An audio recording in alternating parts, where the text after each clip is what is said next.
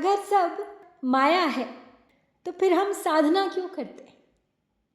और अगर सत्य सुन लेने से ही ज्ञान मिल जाता तो फिर हम अभी तक मुक्त क्यों नहीं हुए? नमस्कार, भारतवाणी से मैं कविता स्वागत करती हूँ आप सबका अष्टावक्र महागीता पर आधारित मेरी इस श्रृंखला की 54वीं कड़ी में। आज हम पढ़ेंगे 18वें प्रकरण जीवन मुक्ति से ही अगले 5 श्लोक 76 से 80 तक। आज के इन 5 श्लोकों में एक बहुत गहरी चोट है। सिर्फ सुनना और जानना अलग है और जीना कुछ और।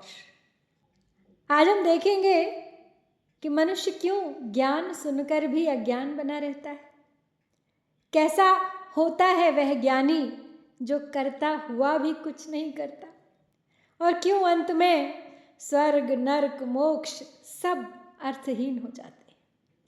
तो ये अध्याय सिर्फ समझने के लिए नहीं है, अपने भीतर झांकने के लिए है। मंदः श्रुत्वापि तद्वस्तु न जहाति विमूढ़ताम् निर्विकल्पो बहिर्यत्नादन्तर विषयलालसः। मूढ़ सुनकर आत्मतत्व भी मूढ़ता नहीं छोड़ते, निर्विकल्प हो बाह्य से अंतःकरण नहीं मोड़ते। अज्ञानी तत्व का श्रवण करके भी अपनी मूढ़ता का त्याग नहीं करता। वो बाह्य रूप से तो निसंकल्प हो जाता है, पर उसके अंतर मन में विषयों की इच्छा बनी रहती है। A fool does not get rid of his stupidity even on hearing the truth. He may appear outwardly free from imaginations, but inside he is hankering after the senses still. इतनी सारी ज्ञान की बातें रोज हम सुनते हैं, लेकिन ज्ञान सुनने के बाद भी अज्ञान क्यों रहता है, क्यों नहीं मिटता ये अज्ञान हमारे भीतर से? क्योंकि सुनना पर्याप्त नहीं है, अंदर की इच्छाएं टूटनी चाहिए। कई लोग आध्यात्मिक बातें सुनते हैं, सब माया है, कुछ भी स्थायी नहीं, लेकिन जीवन में वही लालसा, वही चिंता, वही तुलना चलती रहती है। क्यों? क्योंकि ज्ञान सिर्फ बुद्धि तक पहुंचा है, हृदय तक नहीं। जैसे कोई जानता है कि ज़्यादा चीनी नुकसान करती है, लेकिन फिर भी वो मिठाई नहीं छोड़ पाता। तो बस ऐसी ही कुछ होती है अंदर की विषय लालसा। बाहर से शांत दिखना और भीतर से मुक्त होना एक बराबर नहीं है। असली साधना है कि अंदर की पकड़ ढीली हो जाए। रामायण का एक प्रसंग है। रावण का राम से युद्ध प्रारंभ हो चुका है, कुछ प्रमुख सेनापति मारे जा चुके हैं। कुंभकर्ण को नींद से उठाता है रावण, पूछता है सलाह दे मुझे क्या करना चाहिए। तो रावण की बातें सुनकर कुंभकर्ण मुस्कुराता है। कुंभकर्ण बुद्धिमान है, योद्धा है, रणनीति भली भांति जानता है।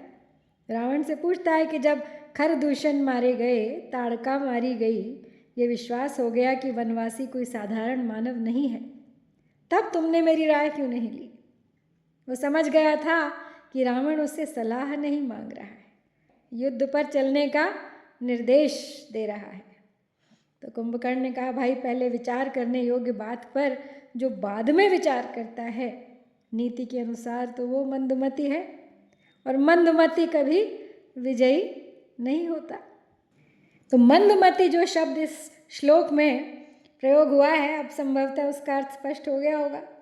इस सूत्र में महर्षि ने मंदमती के मानने और करने के बीच की दूरी को दिखाया है, और ये रामायण का प्रसंग उसे सत्य सिद्ध कर देता है। तो महर्षि का कहना है कि आत्म तत्व के बारे में सुनकर जानकर भी मंदमती अपनी विमूढ़ता नहीं छोड़ता। ज्ञानात् गलितकर्मायो लोकदृष्ट्यापि कर्मकृत् नाप्नोत्यवसरं कर्तुं वक्तुमेव न किंचन। जिस ज्ञान से सब ज्ञानियों के कर्म होते नष्ट हैं, वे तथापि कर्मरत पर मन विरत स्पष्ट है। ज्ञान से जिसका कर्म बंधन नष्ट हो गया है, वह लौकिक रूप से कर्म करता रहे तो भी उसके कुछ करने या कहने का अवसर नहीं रहता, क्योंकि वह अकर्ता और अवक्ता है। न वो कुछ कहता है, न वो कुछ बोलता है। Though in the eyes of the world he is active, the man who has shed action through knowledge finds no means of doing or speaking anything. ज्ञानी के लिए कर्म होता है, लेकिन वो करने वाला नहीं होता है। वो कर्म करता हुआ भी अकर्ता कहलाता है। अब क्या ज्ञानी व्यक्ति खाना नहीं बनाता या काम नहीं करता या बोलता नहीं है, लेकिन उसके भीतर मैं कर रहा हूँ ये अहंकार नहीं होता। जैसे आप गाड़ी चला रहे हैं लेकिन मन कहीं और है, क्रिया हो रही है पर कर्ता का भाव कमज़ोर है, तो गहरी बात यही है कि कर्म होता शरीर से है, कर्ता का भाव बनता है मन से। तो ज्ञान उस कर्ता को डिसॉल्व कर देता है, इसलिए वो कुछ करके भी कुछ नहीं करता। अब पिछले सूत्र में महर्षि ने मंदमति के व्यवहार के अंतर विरोध को दिखाया था कि मंदमति जो होता है वो बाहर से निर्वासन का ढोंग करता है, लेकिन उसके अंतर मन में तो लालसाओं का ज्वार उठता रहता है। अब यहाँ पे तत्वज्ञानी के व्यवहार की चर्चा हो रही है। उसको महर्षि ने ज्ञानाद् गलित कर्मा इस शब्द से संबोधित किया है। ज्ञान से जिसके समस्त कर्मों का क्षय हो गया है, जिसके समस्त कर्म गल गए हैं, लेकिन क्या वह कर्म नहीं करता? ये सवाल ही नासमझी का है, क्योंकि बार बार कहा जा रहा है कि कोई भी बिना कर्मों के लिए एक क्षण भी नहीं रह सकता। क्षणमपि जातु तिष्ठत्य कर्मकृत। तो फिर क्या अंतर है मंदमति और तत्वज्ञानी के व्यवहार में? मंदमति ऊपर से कर्म न करने का ढोंग करता है, जबकि कर्मों का मानसिक रूप से प्रतिपादन करता रहता है, और तत्वज्ञानी ऊपर से कर्म करने का ढोंग करता है, लेकिन अपने मन से उनसे लिप्त बिल्कुल नहीं होता, जुड़ता नहीं उनसे। क्व तमः क्व प्रकाशो वाहनम क्वचन किंचन निर्विकारस्य धीरस्य निरातंकस्य सर्वदा। निर्विकारी और निर्भय के लिए कुछ भी नहीं, तम कहाँ ज्योति कहाँ और त्याग आदि कुछ नहीं। जो धैर्यवान व्यक्ति सदा निर्विकार और भय रहित है, उसके लिए अंधकार कहाँ, प्रकाश कहाँ और त्याग कहाँ? उसके लिए किसी का अस्तित्व नहीं रहता। For the wise man who is always unchanging and fearless, there is neither darkness nor light nor destruction nor anything. द्वैत का अंत है यहाँ। जहाँ स्थिरता है वहाँ अंधकार, प्रकाश, हानि, लाभ कुछ भी नहीं बचता। हम हमेशा चीज़ों को दो हिस्सों में देखते हैं, अच्छा बुरा, सही गलत, सुख दुख, लेकिन ज्ञानी उस स्तर पर पहुंच जाता है जहाँ ये सब भेद मिट जाते हैं। जैसे समुद्र के गहरे तल में ऊपर तूफान हो या शांति, नीचे सब बिल्कुल शांत होता है। ऐसा ही होता है ज्ञानी का मन भी। एक वृद्ध महिला अपने कमरे में घुसी। दिन था, लाइट गई हुई थी, बाहर उजाला था, कमरे में अंधेरा था। कमरे में घुसते ही चिल्लाई। उसने कमरे में चोर देखा था। अड़ोस पड़ोस इकट्ठा हुआ। 2-4 युवकों ने हिम्मत की, कमरा छान मारा, कहीं कोई चोर नहीं था। लेकिन बूढ़ी माँ को उनकी बात पे विश्वास ही नहीं हो रहा था। उसका तर्क था कि अंदर अगर कोई नहीं है तो मुझे दिखाई क्या दिया था। उसे भीतर दिखाई दी थी एक मानवीय आकृति। चेहरा साफ नहीं देखा था उसने, इसलिए वो ये नहीं बता सकती थी कि वो चोर कैसा था। अब बूढ़ी माँ को कैसे समझाया जाए, समस्या थी। एक युवक कमरे में फिर गया। अब उसे समाधान मिल गया। आकृति द्वार के सामने लगे एक आदमकद दर्पण ने पैदा की थी। बाहर का प्रकाश उस दर्पण पर पड़ रहा था। उसी में बूढ़ी माँ को अपना ही प्रतिबिंब दिखा था। और वो युवक बूढ़ी माँ को द्वार के सामने ले गया। अब बूढ़ी माँ को उसने शीशे पर दिखाई देने वाला प्रतिबिंब दिखाया। पहले तो उस बूढ़ी माँ को विश्वास ही नहीं हुआ। क्या कोई स्वयं से भी डरता है? खुद से भी कोई डर जाता है? लेकिन बाद में उसे विश्वास हो गया। तो तत्वज्ञानी को सोचिए किससे डर लगेगा, क्यों आतंकित होगा? वो तो जान चुका है सब आत्मा की, उसी के नाम रूपों की अभिव्यक्ति है ये संपूर्ण संसार। क्वा धैर्यम क्वा विवेकित्वम क्वा निरातंकता अपि वा अनिर्वाच्य स्वभावस्य निःस्वभावस्य योगिनः। आत्मज्ञानी की प्रकृति तो अनिर्वचन महान है, कहाँ धैर्य और विवेक है, कहाँ नियम विधान है। योगी को धैर्य कहाँ, विवेक कहाँ और निर्भयता भी कहाँ। उसका स्वभाव अनिर्वचनीय है, वो वस्तुतः स्वभाव रहित है। योगी के अनिर्वचनीय स्वभाव की बात है इस श्लोक में। योगी को किसी भी गुण से बांधा नहीं जा सकता। हम कहते हैं ये व्यक्ति धैर्यवान है, ये बुद्धिमान है, लेकिन योगी इन सब लेबल्स से भी बहुत दूर है। क्यों? क्योंकि वह व्यक्ति ही नहीं रहा, वो तो सिर्फ साक्षी है। बहुत गहरी बात है। जहाँ पहचान है वहाँ गुण है, जहाँ पहचान नहीं वहाँ कोई परिभाषा नहीं, कोई गुण नहीं। इसीलिए कहा है अनिर्वचनीय। अनिर्वचनीय अर्थात इनडिस्क्राइबेबल, जिसको डिस्क्राइब न किया जा सके। समग्र संसार द्वंद्वात्मक है।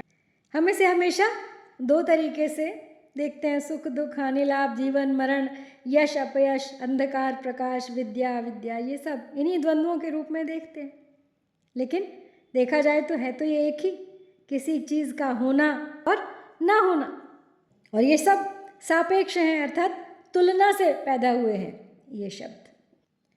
अब बड़ी सीधी सी बात है, आप कागज़ पे 3 लकीरें खींचिए। एक लकीर 10 इंच की, दूसरी 12 इंच की, तीसरी 6 इंच की। अब 10 इंच की लाइन को आप बड़ा कहेंगे या छोटा? जब तुलना करेंगे तो वो 12 वाली से छोटी होगी और 6 वाली से बड़ी होगी। तो जब इस तरह से कंपेयर किया जाएगा तो कौन बड़ा और कौन छोटा? इस संसार में आप कहाँ तक तुलना करेंगे किसी की किसी से? इसी तरह से योगी भी है, अनिर्वचनीय, शब्दों की पकड़ से परे है वो। तो अनिर्वाच्य स्वभाव को एक बार थोड़ा महर्षि की दृष्टि से और देखते हैं। तो वो कहते हैं कि उसके स्वभाव को एक सा नहीं कहा जा सकता। उसके स्वभाव को यदि आप ट्रैक करें तो ये अंदाज़ा नहीं लगा सकते कि वो किसी विशेष परिस्थिति के सामने आने पर कैसा व्यवहार करेगा। इसी को ज्ञानी की मौज कहते हैं। प्रसन्नता के वातावरण में वह हो सकता है कि बिल्कुल उदासीन रहे।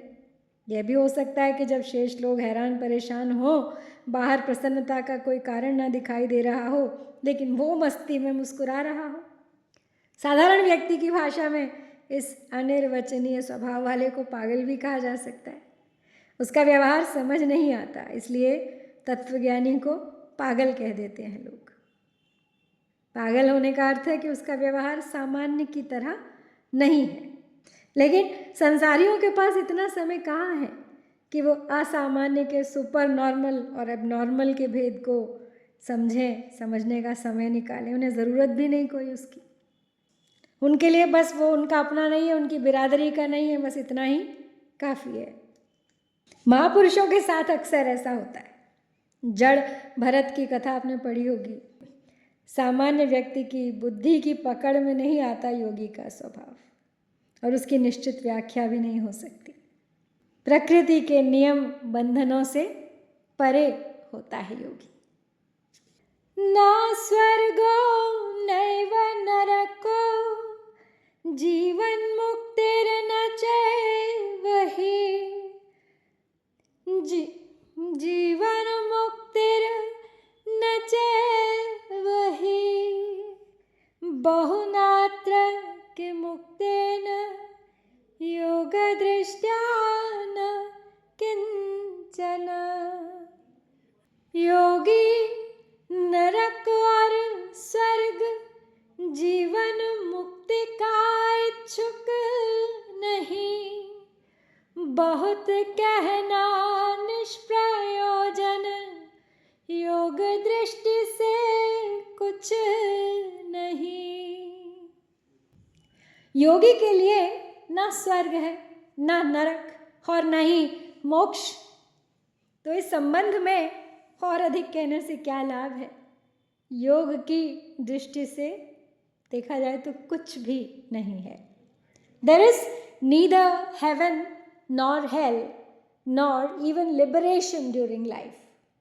In a nutshell, in the sight of the seer, nothing exists at all.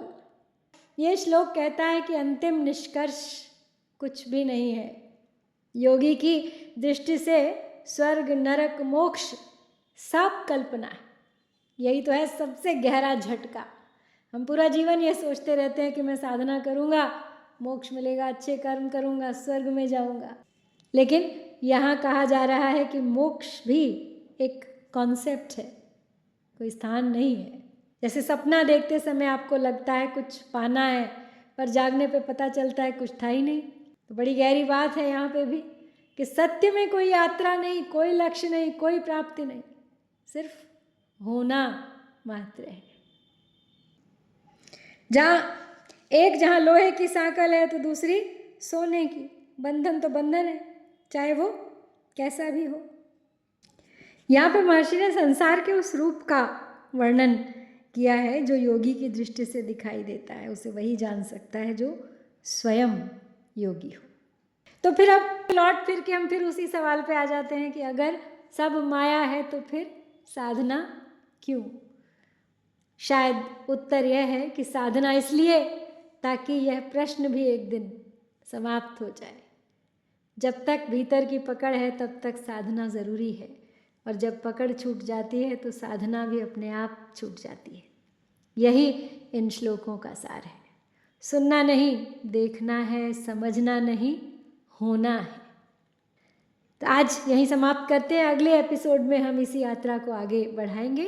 तब तक थोड़ा रुकिए और ख़ुद से पूछिए, क्या मैं सच में छोड़ना चाहता हूँ या सिर्फ समझना चाहता हूँ।